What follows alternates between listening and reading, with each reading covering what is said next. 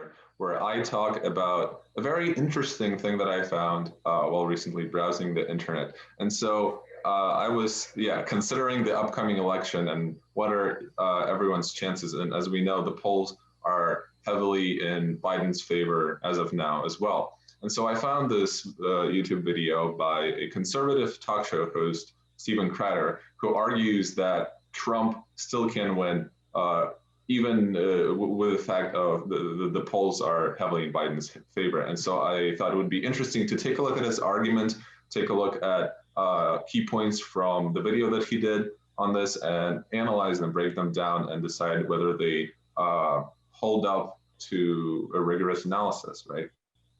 Right. Okay, so if you give me just a second, I am going to share my screen as well as my video. So yeah, you have to, let's see.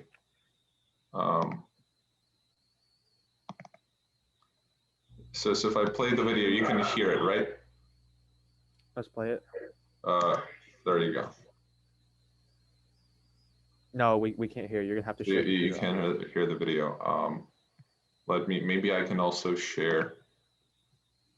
You have to share computer audio. Audio. Oh, there we go. Yeah.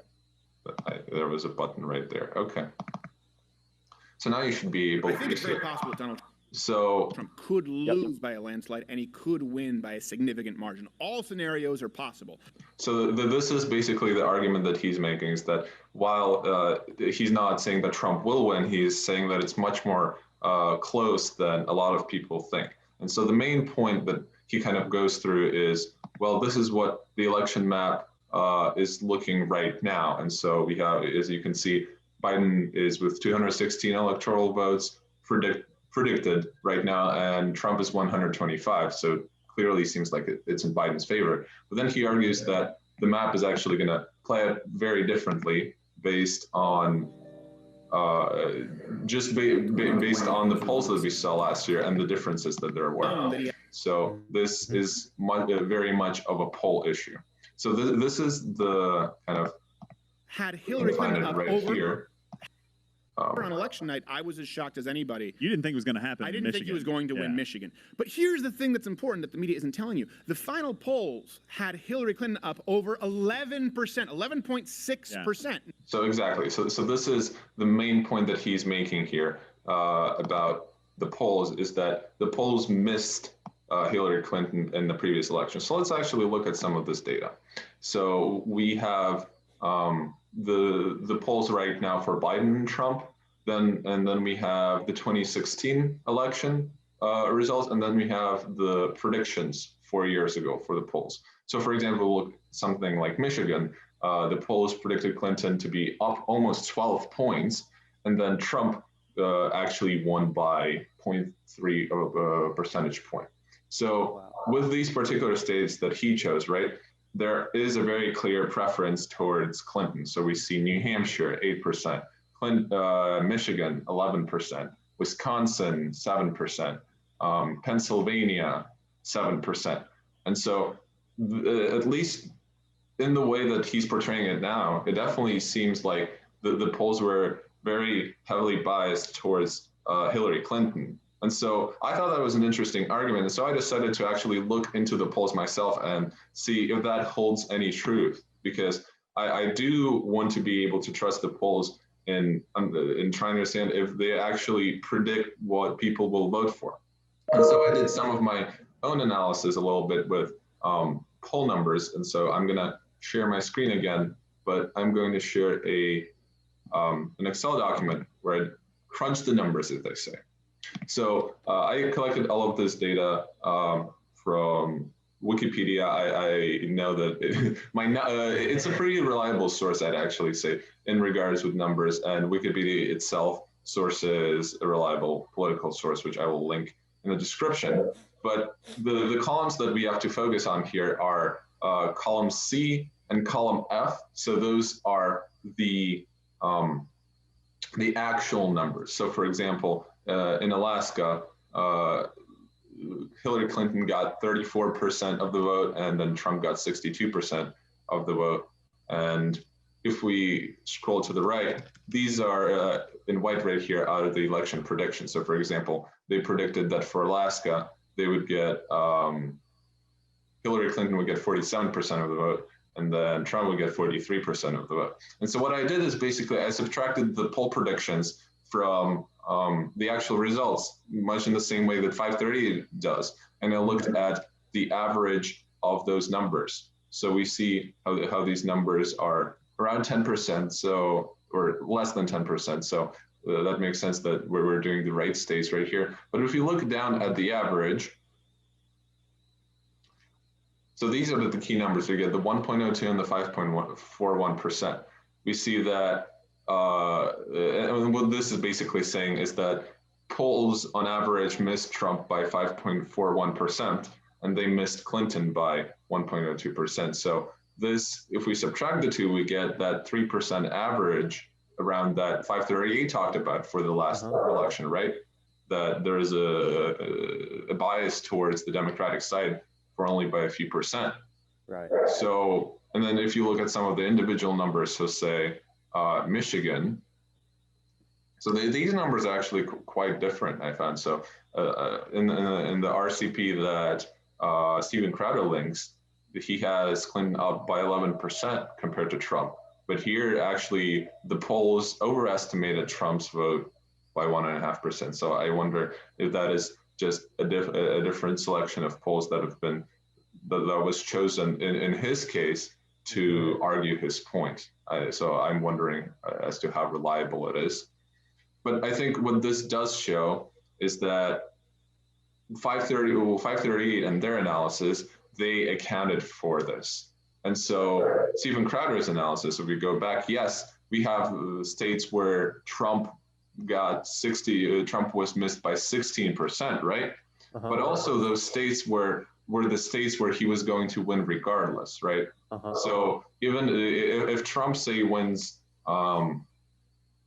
if Trump wins in North Dakota, which he will, but the polls say that he's going to win by this much, and he wins by more, then that doesn't actually influence the election at all. He still got those electoral votes. So I think while Steven Crowder might be right here on general, if you look at the averages, it's going to be the battleground states where it matters. And what we found with 538 and analysis of poll quality is that those are not dependent from election to election. So that is to say, even though the polls are saying that we're saying that Clinton will win in those battleground states, and actually, in actuality, Trump won, that might not hold in this election. And so the polls might be saying, giving Biden an accurate estimate of winning.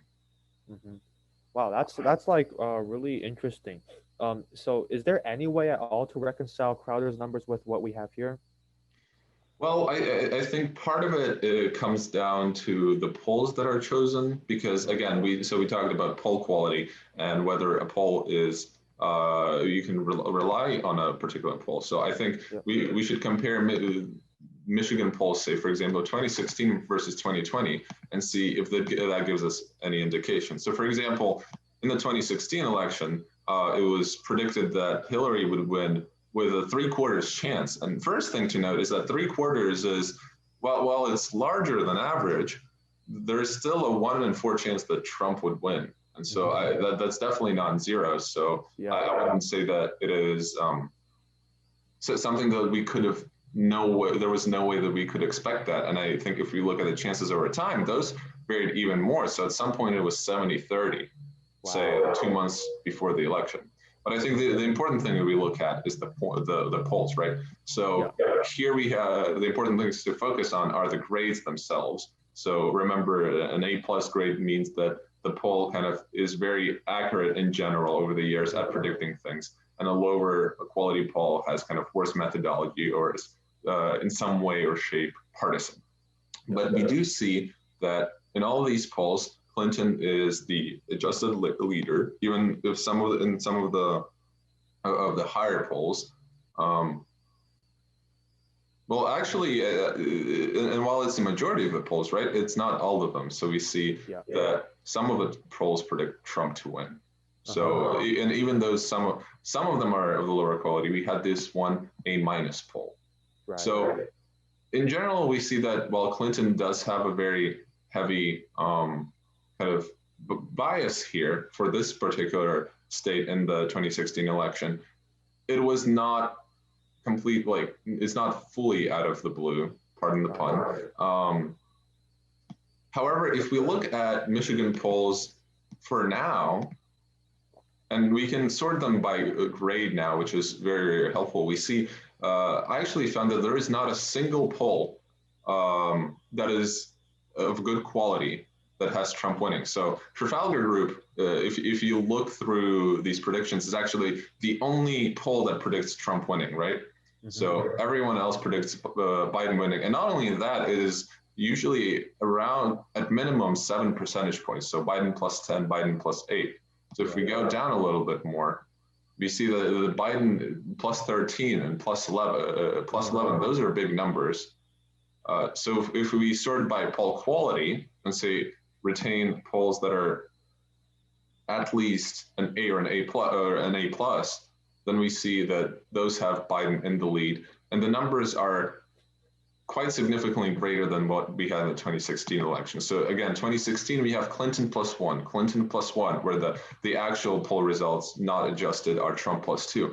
We have ties, right?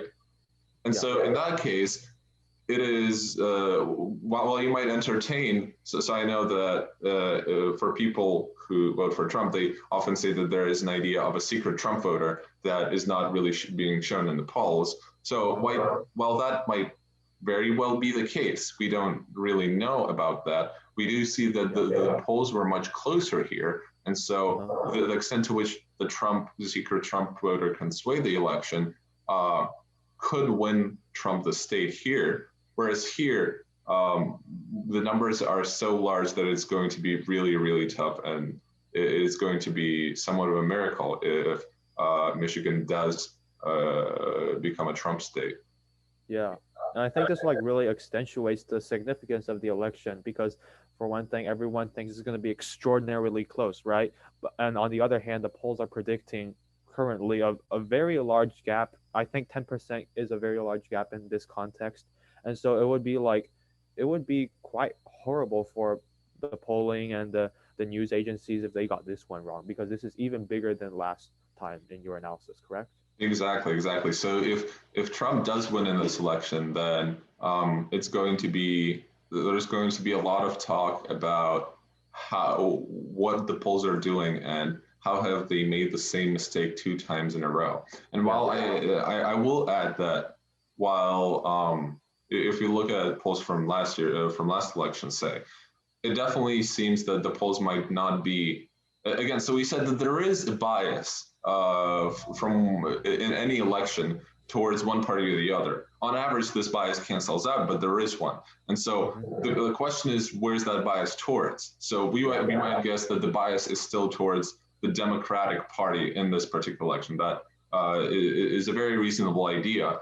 But the question is how much bias there is. So we found that on average there was, or last election, there was a 3% bias, right? So even if we subtract 3% from all of these numbers, almost Biden is still winning in an overwhelming majority of them. And so it depends on how wide that gap is. So I think the secret Trump voter can only do so much. And in this case, it doesn't really look very convincing that they will be able to sway at least this particular state. Right. So it looks like, according to the numbers, this really is monumentous if Trump wins. And I would just call into a question so many different sorts of biases that may be in effect in these polls. And I think it's time that we transition into a little conversation about statistical biases. We're probably going to do one of these each podcast. And the kind of bias we're going to consider today is the sampling bias. And this is defined as a bias in which a sample is collected so that some members of the intended population have a higher or lower probability than others. And so there are lots of questions to ask, right? Given any sample, who is in the sample in the first place, right? Is the sample representative? Perhaps the polls are not just aren't hitting certain demographics, right? And I think in the last election, it was significant that the polls couldn't reach white uneducated males, and so that's a question to ask. How do you get a random sample, right? And then you have to ask, is the solicited response accurate? And this brings into the idea of the secret Trump voter, because according to this idea, someone might vote for Trump but say that they're voting for Biden, or simply not voting for Trump, right? You have to ask if the voters are being truthful, and who's responding. Maybe the secret Trump voter just isn't responding at all, right? Exactly. Exactly. There's something else to ask, and I found this extraordinarily interesting, is who is asking, right? If we're doing face-to-face interviews, then that could affect the outcome of the interviewee's response. And there was a 1988 study that found, and I quote, except for Southern blacks and pre-voting rights act election of 1964, black non-voters in the presidential election surveys of 1964, 1976, 1980, and 1984, who lived in predominantly black neighborhoods and were interviewed by black interviewers, this is key, were more likely to report false that they voted than black respondents interviewed by white interviewers. In addition, black respondents in black neighborhoods who were interviewed by fellow blacks were also more likely to actually vote and endorse civic norms than blacks interviewed by whites. So I think this is quite significant and a very interesting result.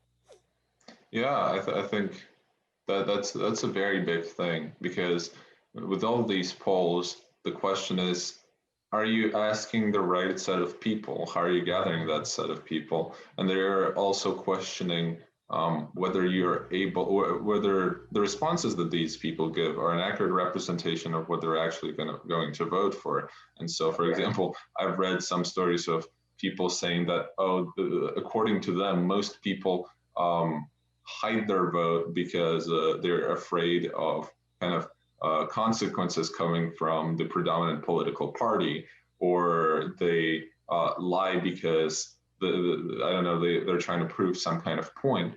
But I think it shows that the number of those people is actually pretty small. Yeah, and this all goes back into how these polling numbers are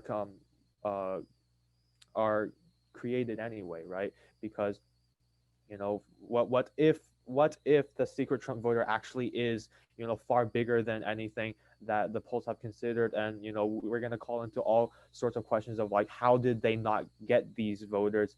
This is the definition of sample bias, right?